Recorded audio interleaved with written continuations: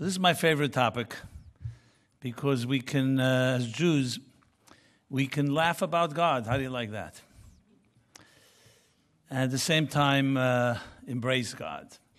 It's like a relationship, you know? You can't live with Him, you can't live without Him. So I'll begin with a story that happened many years ago in my career. So I began teaching long before many of you were born. Yeah, that's a compliment. And my eyesight is good with my glasses. This is 1981, 82. So, were any of you around yet? You don't have to raise your hands, please. Okay. But it was definitely the dinosaur age because there was no email or text or internet. I used a typewriter. Some of you know what a typewriter is, right? Yeah. And mail was delivered then by donkeys and camels.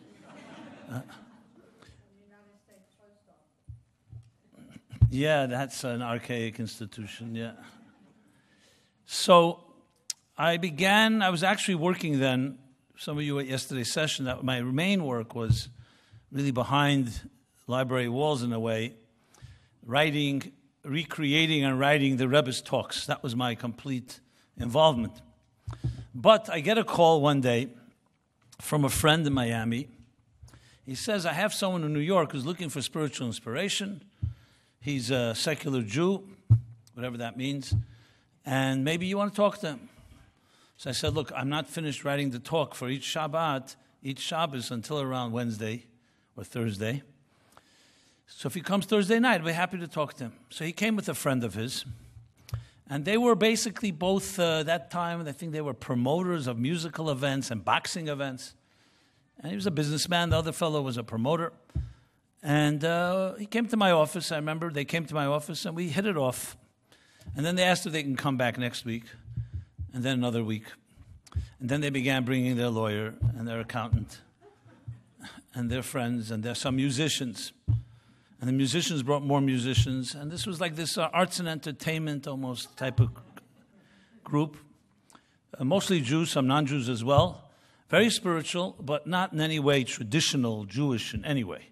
If anything, they were the classic cynics about anything that was tradition, because they went through, what was that film from the brothers, that that Ordinary Man or something, that about the Jew, the irrelevance of Judaism in our times? You remember that one? What was it called? Ordinary Man? Serious Man, yeah. Judaism was a joke at best, but they were very spiritual, so it was a very powerful type of interaction, because I came from my side of the world, they came from their side of the world. You know, if you ask them where they got their spirituality from, they would say, please come in, or you're just checking out.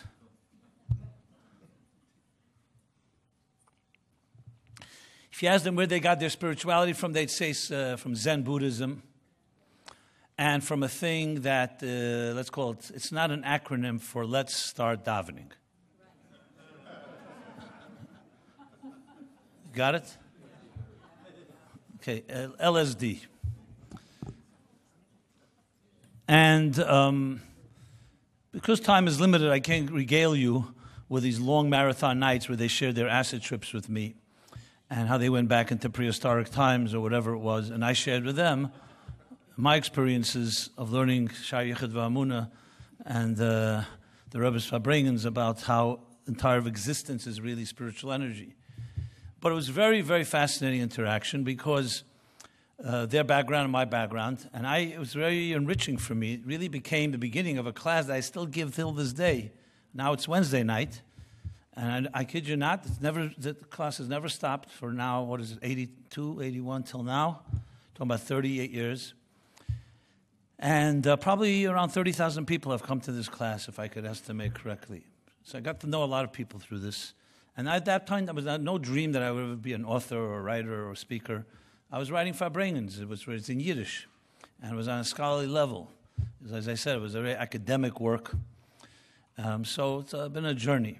The reason I share this is not just to share my background, but really to share with you one powerful event among many. So here I was sitting there with a yarmulke and a beard. It was blacker then than now. I had a little more hair on top of my head as well, if you noticed. And I realized, just instinctively, that I'm sitting here with people who have no clue who I am, and they may be stereotyping me. They may be stereotyping me because I don't project a neutral image, and they may think maybe I remind one of them of an angry grandfather that schlepped him to synagogue at Yom Kippur against his will, or irrelevant Hebrew school teacher that taught hollow bar mitzvah, bat mitzvah lessons, or maybe someone that cheated them in business who happened to call themselves Orthodox. You've heard that does happen. And or maybe even good memories, nostalgic memories, but definitely not neutral. So I tried an experiment which in many ways has literally been, like, for me, definitive in a certain sense. I decided I'm not going to speak about anything with any religious or Torah terms. Everything would be in plain secular English. So I eliminated anything that would sound Jewish or religious. The only thing Jewish in the room was me and them, but without any identifications. So instead of God, I used the word higher reality, or the essence of it all. Or for as a particularly new age group, I used an expression like non-defined, unconscious energies, And instead of Torah, I used the word blueprint. Instead of mitzvahs, connections. And instead of Mashiach and Geula, I used the destination. And there I was pontificating and waxing eloquent about a journey to the essence of reality, following this blueprint, making connections, fusing the inner and the outer, until you reach a destination where there's a seamless integration between spirit and matter, between the unconscious and the conscious, between form and function, between the undefined and the defined, and between the indeterministic and the deterministic. And there we go. And here I was going on and on about this, and I must tell you, they were fixated. They were like mesmerized by it. They said, wow, this is great stuff. I've never heard anything like this. After a few weeks of doing this, one fellow came over to me. I don't know if you remember a group called Jay and the Americans. Okay, the 60s, a few big hits, rock hits. So a member in the group, Jay Black, was the head of the group. He was actually Jewish, and he learned cantorial lessons from the Chazan Kosovitsky, which is why their music is somewhat cantorial-like. Yeah, did you know that? Anyway, there was a person in the group, was a singer in the group. His name was Kenny Vance. His name was once Rosenberg. He changed it to Vance. And he says to me before the class, comes over to me, he says, you've been talking about these ideas. They're great ideas, and everybody's really fascinated. Are you talking about God? So I said to him, yes, but shh. Don't spoil it for the others, And slowly I began to reveal my original words. But why I'm sharing this was because the experiment worked far beyond my expectation. How trapped we are with words, more than we can ever imagine. We live in a day of communications, right? Every therapist tells you can't keep it inside you. He'll never know what you feel unless you express yourself. Break the silence, right? So it's all about talking, to the point maybe some people say too much talking. Like the guy that went to the priest, the Jew, and he says he wants to confess his sins, and the priest was so taken that a Jew came to him. He says, my son, how did you come see the light? He says, don't take it personally. I'm telling everybody, So there's a point of communication. You at some point you're quiet for years, you're repressed for 30 years, and then you can't stop. And I don't mean to be insensitive in any way to anybody if you're in one of those two groups. So we speak, we talk, and we think words connect us. And they do very often. Because if you don't express yourself, how's anyone supposed to know what you're thinking? especially a loved one, a close one. But words can also be barriers. Because a word that means nothing to you, it could be innocuous to you, to your spouse, or to someone else, can be a word that their mother used every time she got upset and went ballistic. So words are loaded. And the most loaded words of all, without question in my mind, are religious words. A word like God is literally meaningless. Honestly. If we passed out now a note to each one of you, a card, describe God in 2 sentences, and I'm getting beyond the prerequisites, supreme being, creator, first cause, whatever, or some philosophical idea, but some personal, I don't think 2 people would write the same thing. So it's a 3-letter word, used all the time, on our currency, in God we trust, and we think everybody agrees to what the definition of God is. And it's not true at all. We don't. And then debates break out. I'm a believer, you're a non-believer, atheist, agnostic, believer. I remember once writing an article about atheists, agnostic believers, and I got a letter from the president of the American Atheist Association. I kid you not. And he writes to me, he says, just like you write there's 5 or 20 or 40 shades of believers, you know that atheists, we also have a bunch of levels.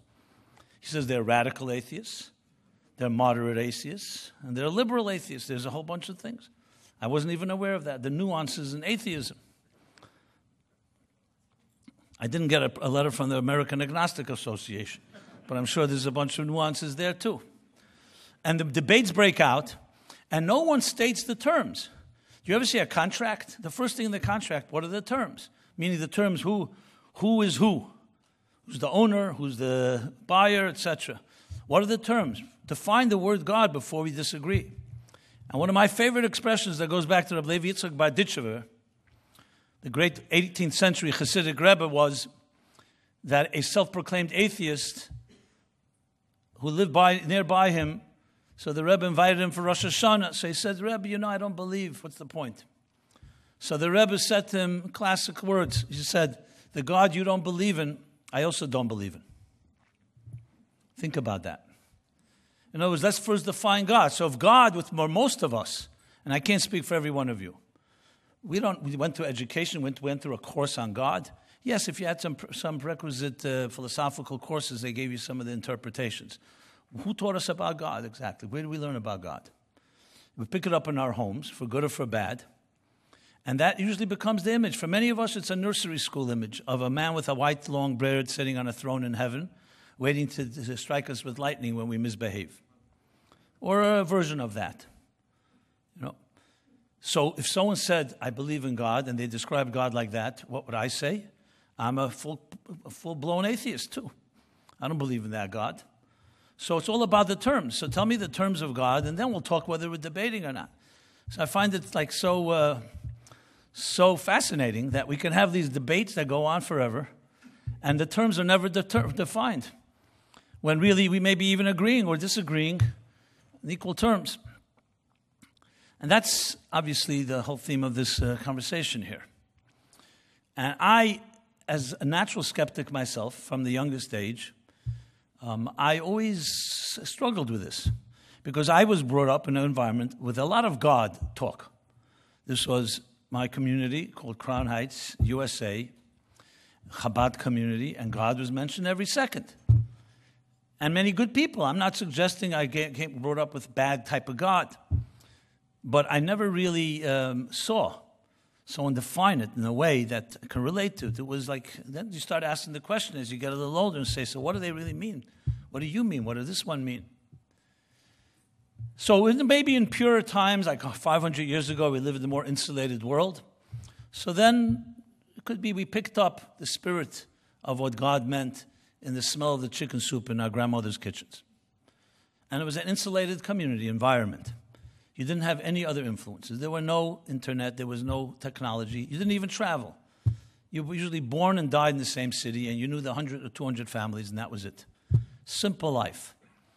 Beautiful in many ways, very oppressed, materially usually, but in many ways also very naive. But a healthy naivete, an innocence. It's like a child growing up like children. I'm sure there were skeptics and there were those that challenged, but how many Jews really left. They couldn't even leave if they wanted to, because the non-Jewish world wouldn't take them. The only way was through extreme measure, through baptism, God forbid, through conversion, which was a very small number.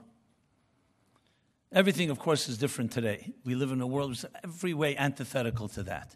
Yes, some of us may have grown up in a home where the chicken soup was enough, or the environment, and even without spelling out words, we just picked up the spirit. I could say I was fortunate enough to have some of that. I grew up in my parents' home, my grandparents' home. There were certain things that were just beautiful. I saw it without words. I saw the love of my grandparents without them speaking about it. They didn't have to say it all the time. And my parents. But I also saw some things I didn't like that much. And not everyone grew up in such homes. It's not a guarantee. And today we have to articulate, because if we don't, we could end up stuck with unhealthy and dysfunctional translations and definitions of God and Torah and mitzvahs and Mashiach and Geula. And I assure you, we don't have the time. If we really had the time, we could spend the next 3-4 hours and go around the room and ask each of you, tell me what you think in few words about each of these words I just said. God, Torah, mitzvahs. You'll be surprised how others have very different interpretation, or how your interpretation is very shallow, you've never really articulated it. And it's not a critique. Because again, what did our education teach us? I wish someone when we were in high school would say, let's talk about God. I'll tell you a story I heard from a Rabbi Shlomo Tachtel, who comes to a daily class I give in New York. He grew up in Israel. He went to a very frum school called the Brisker Iluyim, the Geniuses of Brisk. Very Talmudic school, very non-Hasidic school in Jerusalem. One day, an American wanders in there it was in probably 1966, with a red, he thought it was a wig, because they didn't see these things, but it wasn't a wig. It was a big red, what do you call it, whatever. Not an afro, whatever, very curly hair, red hair, whatever, you get the idea. I don't have the word for it. We have to think about the words, Okay, there we go. I don't know what that means, but it sounds good. I'll use it next time. You don't always use words you just use it, So, anyway, he comes in. He's an American boy. He wandered in there. He sees a bunch of scholars sitting in Talmud. So he says to them, in English, so they didn't know English. One of them spoke a little English, so he translated. He said, why am I here? I came to discover in Jerusalem, I want to find out about God. What the Jews say about God. Now, what better place is in a yeshiva, right? They're studying Talmud all day and all night, and they're geniuses. They're proficient scholars. And Rabbi Tachtel tells me, we were some dumbfounded. Everyone looked at each other. He said, do you know anything about God? Do you know anything? If he asked me about the nuances of what makes a piece of meat kosher or not, they can go on for months, if not years. And they immediately looked at each other. It was like, so he said, no one knows about God. So they said, maybe you should, They didn't even think that their Rosh Yeshiva, meaning the head of the academy, would know. So someone says, I think there's someone in Jerusalem, his name is Rabbi Asher Lemel Cohen in Meir Sha'arim, that may know something about God. You can imagine? In Jerusalem, I'm not exaggerating this at all. It's exactly how he described it to me. He may know something. So what they did, a pilgrimage, there we go. They knew that the guy with the red hair and 5-6 students who were all very curious went along. They go to Jerusalem. They said, you know what? They went, I think it was 1 o'clock in the afternoon. They said, we'll be back from Mincha like at 2. They thought, take 10, 15 minutes until they get there. So they come there. Yeah, he's there in a basement, sitting there in one of his places where he's teaching. He's a Chabad Chassidish guy, Asher Lemel Cohen, and he has a gift of speech, and they asked him. He didn't speak English either. They had a translator who knew both Hebrew and English. And he went on 5 minutes, 10 minutes, 5 hours talking about God. Now, the redhead was impressed, but who was really impressed? The yeshiva guys. They can't believe there's a Jew on earth that can talk about God for more than 30 seconds. This is a story, I've not embellished it. You can check it out. It even shocked me. It shocked me because, not that I didn't know this is a fact, but it's so embarrassing. So you can learn about everything God wants and nothing to say about the God that wants it from us. So you tell me, you don't have to be a brilliant, semi-intelligent person who has a conversation with a Torah scholar and can't tell you anything about God. What kind of respect are you going to have about the Torah that this guy's teaching you, what God wants of you? And this is not, I hope no one takes this as Lashon Hara. Didn't mention any names. So, because I'm not trying to be critical, I'm just being realistic. And it's vital that we know this. So I think I said in one of my other sessions, I find the greatest challenge in talking about all these matters in Judaism is not conveying ideas, but in dispelling stereotypes. So very often in these type of talks, the only way, here, I believe I have a captive audience in the sense it's not a hostile audience. And I've spoken to hostile audiences. And there, the only way to really get across is you have to identify with them. So you have to almost make like all these God jokes. And who's the best source for them is Woody Allen, of course. Because he has all the cynical jokes about God and about Judaism and about so on, which are actually painful. They're anti-Semitic, really. But they convey a message because you see how people laugh. I'll just share two of them, if I may. And this is not to make you laugh. It's really to convey the tragedy of how much we don't know about God. And the more we understand what we don't know, the more we'll be able to know, which, of course, is what I'm leading to. So it was a small intro. It was one night, Christmas night. You've heard of this day? It's not a Jewish holiday. And it's called Nittel in some of the Jewish circles. So it's a night some people don't learn Torah till midnight. So I get a call from a rabbi in Upper West Side. He says to me that the stand-up comedy club called Stand Up New York, they have these thematic nights, that tonight it's rabbi night, which means instead of their lineup of comedians, they include a few rabbis. They do this, sometimes accountants and sometimes business people and so on and so forth. Would you want to be one of the rabbis? So I immediately said, no, I don't do stand-up comedy. I need half an hour just to warm up and a half hour to land. Here, a comedy thing is 6 minutes, and you got to make people laugh, and it can be quite humiliating if nobody laughs. I know what a comedy club is. But then, before we hang up, I said, no, that sounds too cowardly. I always like a challenge. Okay, I'll do it. Okay, yep, try it out. It's very, very humbling. I can tell you that. So I come, and I hoped all night that there was such a lineup I'd never get to the stage, to be honest. But I was there, and yes, I did get to the stage, and most of the rabbis bombed. So I really saw how bad it can be, because you're standing in a room with 900 people, all smoked up, and they're like close to you, not even closer. You're like in a lower stage, surrounded. And if they don't laugh, it's not pleasant, And some of the rabbis were resorting to the most ridiculous, dirty jokes I ever heard, and they didn't even laugh at those. So there I get up, and I said, you know what, I have to use my rabbi jokes. This is the time. So I shared the first. I also felt I had to tell a narrative, so I did it through humor. Actually, it worked. I'm not going to do it again, but that's why I'm here. I'm testing the waters, okay? That's what you do. So the first one, which of course, the first joke is most important because you have to get their attention. And I said, listen, it may work, it may not work. What can I do? I got to take the risk. So two guys get lost in a hot air balloon, and they're looking around and thinking, okay, how do we get out of this place? Where are we? They yell down, they see a guy below, and they say, hey. And he says, what? He says, do you know where we are? And he says, yes, you're in a hot air balloon. And then a gust of wind comes and whisks them away. And one looks at the other and says, what was that?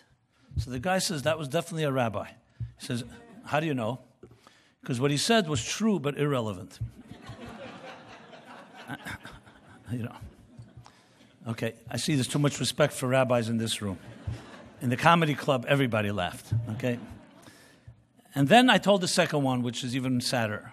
And that's the one where the guy comes to the rabbi and says, Rabbi, I hear the Torah has all the secrets of the truth. Will you share it with me? He says, of course. He says, how much will it cost? How could I charge you? God didn't charge Moses. Moses didn't charge the people. It's free. So he was doubly impressed. He's getting the secrets of life and free. Okay, they sit down. They open up the Torah. And it's, of course, all in Hebrew. So the rabbi says Hebrew lessons will be $20,000, Okay. So why do I tell these jokes? Because there are hundreds of them like this.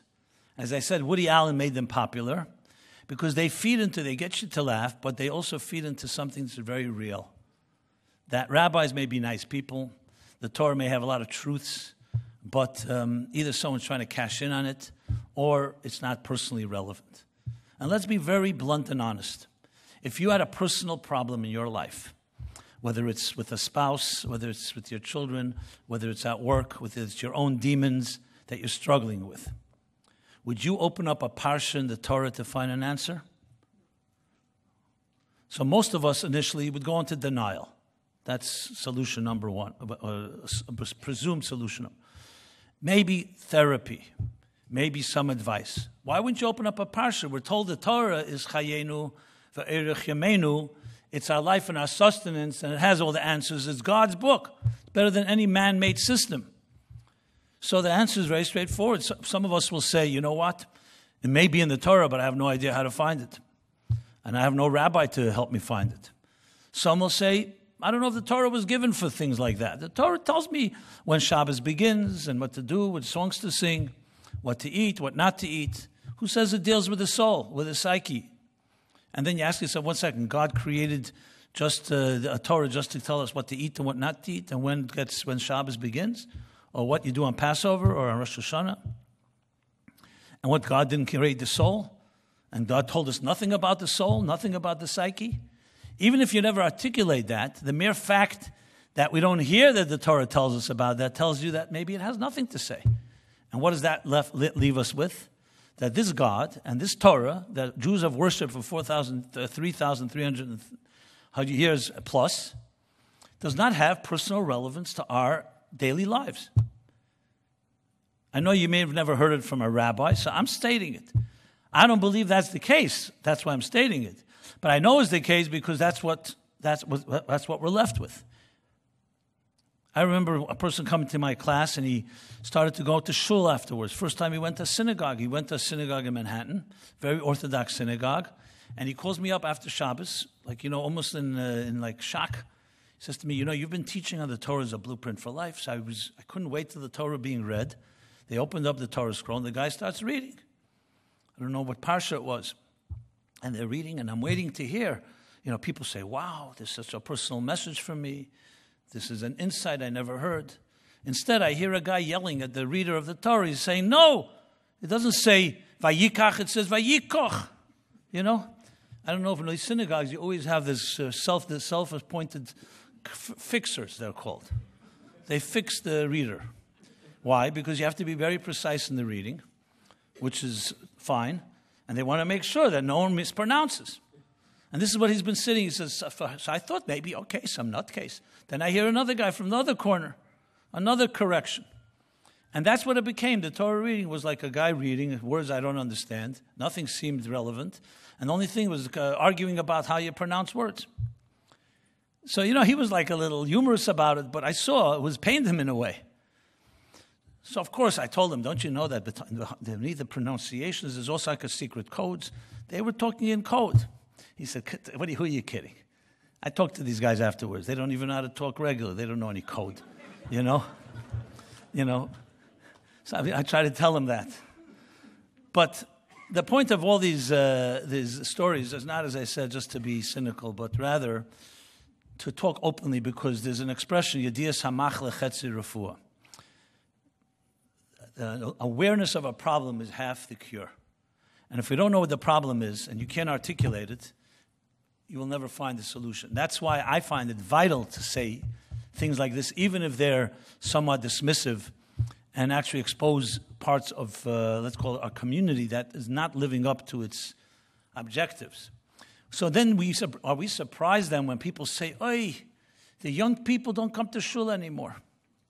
Why are you surprised? What are you talking about? What's the competition like? Why would if someone has a choice to go to a rock concert or to a party or to some other entertainment or to go hear the Torah reading in shul, why is it surprising to you? Now, obviously, of course, it pains me as well. I would love them to believe that the reading of the Torah or hearing Shachris, Mincha, Ma'ariv, and all other things in shul should touch them, but it's not. So what does a good person who's running a business do? You don't say, oh, the customers are all wrong. You say, maybe I'm not doing it right. To blame the customers or the potential customers, I think, somewhat insane. Maybe we rabbis are not teaching it correctly. You ever thought of that? And it's not about that the Torah is wrong. The problem is we're not teaching it correctly. And the only way you could teach it correctly is if you go and dispel the stereotypes. And the only way to do that is to spell out the stereotypes, because many of them are true. Do you think that the rejection of religion in our generation came by accident? So many people say, oh, it was all the birth of science, the Enlightenment. That's the curse. No, that wasn't a curse. It was a challenge. It suddenly forced all religious people to look at themselves. You know what? Maybe you can't explain, you don't need to explain a volcano as being only a punishment of gods. Maybe there's natural reasons, understanding the science. The problem was that religion did not rise to the occasion in most cases. And it saw it as a battle. The only way was to silence Galileo because he's discovering heretical conclusions. And what does that leave us with? That the only way to win is to silence the other voice. That doesn't sound very secure to me. And growing up, how many people have told me, what I know, remember my Jewish education was all about silencing. They didn't invite questions. If I asked a question that was a little touchy, you're not allowed to ask that, or you're punished for asking, or you're dismissed. What does that all tell you? And these are not when I'm talking about anomalies. This is, unfortunately, very much part of the system, and I can include even the system I grew up with to some extent. So what's the good news, right? I only have a few minutes to tell you the good news. No, a little more than that. The good news is that all these distortions are actually not Judaism, and they're not Torah, and they're not God. And that's why it's vital to challenge all those terms. So then what is it then? Well, one of the beliefs the reason I am here, the JLI conference, the JLI retreat, and why I've dedicated my entire life to teaching and to writing, is a reason. It's not like because nothing else to do. It's because I feel this is the challenge of our time. And back, as I said, those of you who were here Wednesday night when I spoke about mission, talked about my own journey when I began at 17, I discovered that if I don't dedicate my life to something I believe in completely with a passion, to a real need, which is to exactly talk about these matters, and to describe Torah in a way that is relevant, I will have, in a way, squandered maybe the purpose of why I came to this world. Now, don't get me wrong. This is not coming from any arrogant place where I think I'm the only one that can do it, or I think everyone can do it. That's what I learned from the Rebbe. I learned a methodology that cuts through the conventional human definitions of these terms and helps us access the Torah and Judaism and God in a personally resonating way. Whenever I speak, especially to skeptics, I'm called a rabbi of atheists, by the way, in Manhattan by a number of people, because atheists relate to me for some reason, because I know the argument. I'm not afraid of it, because I believe we face it head on and there's something to say. So as a guy coming to my class, he was in the finance world. And he's sitting, and I see really listening. After a few weeks, he comes over to me, and he says to me, I love your classes, but I have to tell you something out of respect. I'm a full-fledged atheist. That's what he tells me. And why is he telling it to me? Because he wants me to know. He's respectful. He wants me to know. So I said, but I mentioned God in the classes. He says, your God I have no problem with. I promise you. I've been getting the recordings of your classes, and I've been sending them to my parents, who are even more atheists than I am. My father is a psychiatrist, and my mother is was a copyright, intellectual property attorney. They lived in Cherry Hill, and they want to come now because they've been listening and they like it too. They're going to be coming next week, but they want me to forewarn you that they're atheists. So I didn't say this to him, but I said, they're these such atheists I love. They're more respectful than the believers, So they come. Arthur and Estelle, they're their names, and finest people, school sweethearts. They had met, who knows, when they were 14 years old and never looked at anyone else, and married for how many years. So they were that type. I got to know them. Unbelievable people. Unbelievable. The most honest people I've ever met. They talked about why they were telling me was more than just being respectful. They wanted to be honest. Honest. One day, Arthur and Estelle call me. They want to take me to dinner. So we go to a kosher restaurant in Manhattan. They have a question. Arthur has a question. This is what he's asked me. You tell me if this is not, it will bring you to tears. Miraculous story, like a Baal Shem Tov story. He says to me, with his wife sitting there. So the reason we wanted to talk to you is because I've been learning from you, your teaching, and I love it and all that. And I want to start putting on tefillin. I never talked to him about tefillin. I mean, I talked about it, but I never about him personally. I want to put on tefillin. So I said, what does Estelle think? Sure, great idea. So I said, so what's the problem? Why you need to take me out to dinner to ask me about this, He says, because I don't believe in God. That's what he said to me. He said, I don't believe in God. And does it make sense that I should put on tefillin if I don't believe in God? Do you ever hear such a question? So I was like, I said, well, first of all, what difference does it make, So he said, so why should I put on tefillin? So I said, you're asking me. You said you want to put it on. Then he says to me, but why? Give me a reason. So I said, because you're Jewish, and Jews put on tefillin. He started crying like a baby. He started crying. Now, he didn't just start putting on tefillin. He asked me to come to me to Crown Heights. He went to the best scribe, and he bought the biggest tefillin on the market. I mean, and when you say big tefillin, I'm talking about it's almost as big as your head. And he put it on, and he loved it. Every day he's putting on tefillin. And he's telling me, I don't know, is there a God? Is there no God, And then they tell me they started keeping Shabbos. Yeah. And they still don't know, they don't believe in God. And they made it clear, it's not agnostic. So he says to me, they both tell me, they said to me, well, we're going step by step. We have every 4 weeks we do a maxi Shabbos, which means complete, Friday night and Shabbos. And the other 3 weeks it's a mini Shabbos, which means only Friday night and Shabbos day is not complete. Not complete, I'm wondering already what not complete by these non-God-fearing people is like, This is a story. They got older, and he bought every book. I was in his house once.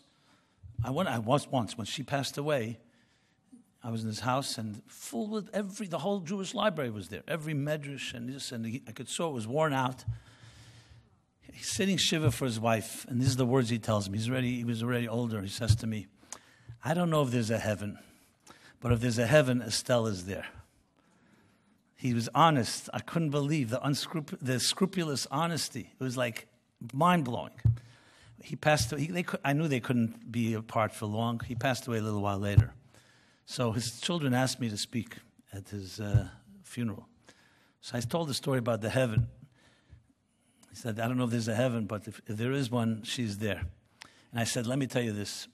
I know this couple and their family for now 6 years, 7 years. I've never met more God-fearing people in my life. And they still would not say they believe in God. And I'll tell you something, their not belief was more belief in God than most people say they believe in God. Do I need to explain what I mean? Because they were honest, and they did not philosophically could really relate to it. But emotionally they knew it. He wouldn't put on tefillin, keep Shabbos, and so on. But he couldn't in his mind. And most importantly, which I never really explored, because I found it to be sacred ground, to be honest. I really found it sacred. I didn't even want to ask questions. I didn't want to say to him, so tell me how exactly you reconcile it, blah, blah. But I always speculated, because he shared with me some things, that he grew up in a home that was extremely abusive, and especially religiously unhealthy. So his rejection of God was not the real God. It was exactly what Levi Yitzchak Berditchever said, the God you don't believe in, I don't believe in. So the question then is in our lives, so what do we do? What do we do? In many ways, I can tell you, Rabbi Epstein, where are we? Okay. In many ways, you may find this odd, but it's not odd at all. I was drawn far more to speak to secular people who don't believe in God or have no knowledge than to religious people, to be honest. It's only the last 7, 8 years I got involved with the religious community. Really, seriously. But trust me, I'm not anti-Semite, and some of my best friends are Jews and religious Jews, But why? Because I found it easier to talk. There's an expression, it's better to know nothing about something than to know half about something. Because people who think they know half, you have to now contend, they think they know already. And not that I have to disprove that, but you get into debates that are like someone says, "You gonna talk to me about God? I lived with it my whole life." And what they live with is usually distortions. So what do we do? What do we as individuals do?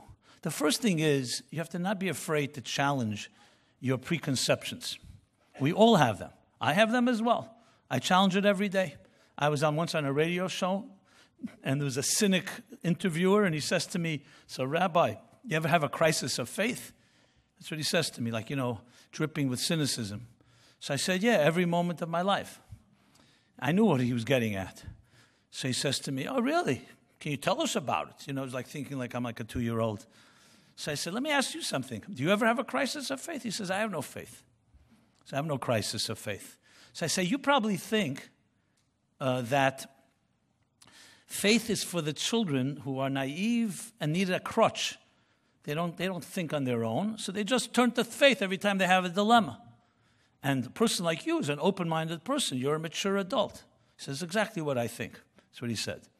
So I said, "Let me tell you something. Does it bother you if an innocent child is killed for no particular reason? Or that 1.5 million innocent children was gassed by the Nazis? Why does it bother you?" He says, "Yes, it bothers me." I said, "Why does it bother you? Who says there's justice in this world? There's no God, there's no justice. It's survival of the fittest. The predators win and the prey lose. Too bad. Why should it bother you?" He says, "It bothers me." He says, "It shouldn't bother you at all. You should sleep peacefully. But a person of faith who believes in God and believes in a good God and believes that good people should be rewarded is always having a crisis of faith because it bothers them when they see injustice. So I think you have the one that is in a crutch.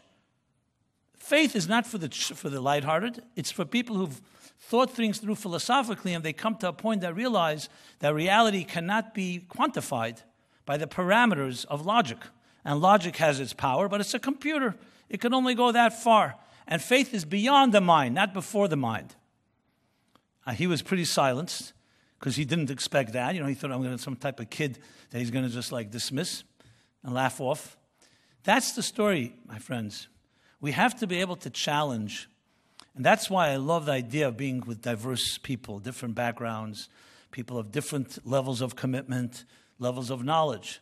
The one thing that was required of all of us is to be open-minded. Skepticism is healthy skepticism means that, yes, you question, but you're open to hear an answer. That's not what you like. That's not in your comfort zone. Unhealthy skepticism is a conclusion you've come to, and you're just looking to play mind games to justify your preconceived notion. And I've seen plenty of that, and there's no conversation there. So when we come together, and this is like what a base medrash really is like, the real academy, is different opinions and different minds and different challenges, all to look for what is true. And true is not in the domain of any individual. Each of us were created by God in the divine image. Each of us have that higher truth. And you know where God is? Maybe people think God is there. No, God is right here. It's within. It's the essence of who you are. And when anyone asks me, "So how did you come to this?" I say, there's a music. You hear the music. If you study Torah, not just the technical part that I spoke about, you can be a master in and not even know anything about God. But you study Torah and you study the spiritual dimension of Torah, which is Hasidic thought. It distills the mysticism into a practical blueprint that speaks to your soul. That resonates. A resonating Judaism changes everything. If our young men and women went to a synagogue and it resonated with them, you think anything could compete with a resonating, powerful spiritual message? That is our challenge. But the beauty and the good news is that we have the material. Today, thank God. Thank God to JLI, and I see Rabbi Mintz just walked in. I want to acknowledge him. Thank the JLI. Should we give him an applause? Okay. Thanks to JLI and other of its colleagues and other institutions like this of taking Torah, but not just Torah, the technical words, but the spirit of it, the spirit. The spirit of the words is music. And the God that Rabbi Levi Yitzchak said, the God that you don't believe in, I don't believe in, is usually the God that most people have. What we need to do is rediscover God. It's easier to do, frankly, if you never had a definition of God in the first place. If you did, then the challenge is how do you challenge your own definition? And how do you ask the right questions? And the first place to ask the question is, we're going to Shabbos soon, is always ask this question. You learn something in Torah, ask, why does that matter to me? That was always the question the Rebbe asked at the end of every talk he gave. How is that relevant to me? Now, you may not get the answer immediately, always. But the question of a wise person is half an answer. Because if you look at 98% of the Torah, it seems to be stories that are not relevant today. I'm not talking about love and charity. But if you ask, how does it matter to me, you're already asking the right question. How is the Torah relevant to my soul? God created me, He created my soul, all the challenges I have, and every one of them has an answer in the Torah. Most of us don't know how to find the answer, as I mentioned before, but it's there. And if you know it and you're convinced of it, then you begin bugging your rabbis and asking them, I want answers, and don't let them off the hook. That's how you get the answers. So what is this God like? Each one of us will find an answer, but it's going to be within here. That's where it is. It's within here. It's also without us, but it's also within us. And the most important thing is that resonance. That most important thing is that relevance. That relevance. You know, time is limited. I just want to conclude on a personal note. When I was in the Rebbe's presence, and this was for years, sitting at his feet, there was godliness in the room. Why? Because here was a man that wasn't even a man in a way. A person who completely dedicated himself 24/7. And I'm talking to you as a skeptic now, not as a glassy-eyed adherent. A person 24/7 dedicated his life not to himself, not to enriching himself, not to ego, not to power, not to everything that everybody does, especially people of that caliber. Completely dedicated, I saw this to the people around him, to empowering people like myself and like all of you, like everyone.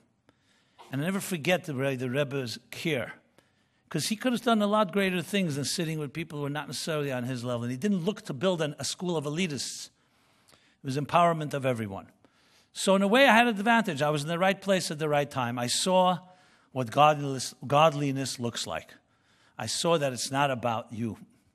Now, does that mean that suddenly all of us are going to be able to suspend our egos and lose our identities? That does not happen quickly. But the journey begins by recognizing that that's somewhat of an aspiration, and that there are people that did commit themselves that way, and we're committed to that type of cause that allows us to then transcend ourselves. So though I enjoy doing what I'm doing, I enjoy standing here, I enjoy being part of community, teaching, writing, engaging, being challenged and challenging in return, that's the power of it. But at the end of the day, it's really being a dedication to a cause that's greater than yourself. So I leave you with this. To me, God, if I were to translate God in simple one sentence, would be that life is not all about you. There's a higher reality than you. That's really what it comes down to. It's quite simple, actually. And that higher reality blessed us and gave us our lives and said, build a partnership with me where you take your life and dedicate it to something greater than yourself. And that's called sanctifying your life, making it a godly life. You feel that way. You begin that journey. It's the godliest thing you can do. And I bless you all and wish upon everyone here that ability to take that courage. And that's why we're here, the synergy of this room, the synergy of the community, the group. And may God bless you all, the real God bless you all, to be able to discover the godliness in each of you, and to your families and communities and the entire world. Thank you. What did you think about this video? Comment below and click subscribe for more videos like this.